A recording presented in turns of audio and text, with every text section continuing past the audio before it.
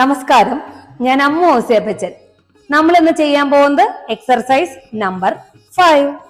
അപ്പോ ഇന്നത്തെ എക്സർസൈസ് നമ്മൾ ടേൺ ബാക്ക് ടു ബാക്ക് എന്നുള്ളൊരു എക്സർസൈസ് ആണ്. ആദ്യമേ തന്നെ കാല് കുറച്ച് ഗ്യാപ്പ് ഇട്ടേക്കാം. കാലുകൾ തമ്മിലൊരു ഗ്യാപ്പ് ഉണ്ട്.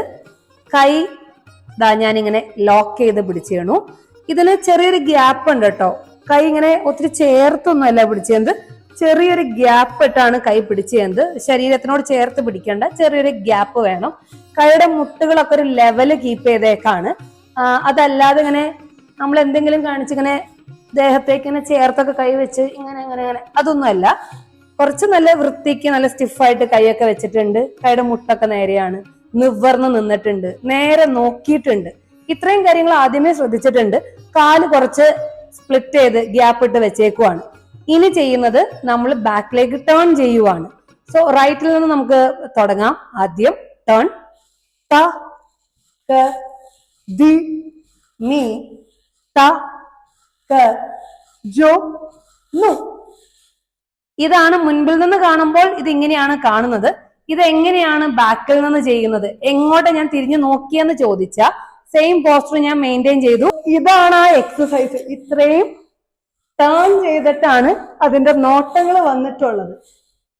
എന്തിനാണ് അത്രയും തിരിഞ്ഞു നോക്കുന്നത് എന്ന് ചോദിച്ചു കഴിഞ്ഞാൽ, അത്രയും തിരിയുമ്പോ ബോഡി അത്രയും ഡിഗ്രിയിൽ ടേൺ ചെയ്യും. ഇപ്പോ ഒരു പക്ഷേ നമ്മൾ വെറുതെ ഇത്രേ നോക്കുന്നുള്ളൂ എന്ന് വിചാരിക്കുക. അപ്പൊ ബോഡിയും ഇത്രയും തന്നെ തിരിയുള്ളൂ. അത്രയും നന്നായിട്ട് ബോഡി ഇങ്ങനെ ട്വിസ്റ്റ് ചെയ്ത് നിൽക്കാൻ വേണ്ടി തന്നെയാണ് അങ്ങനെ തിരിഞ്ഞു നോക്കിയത്.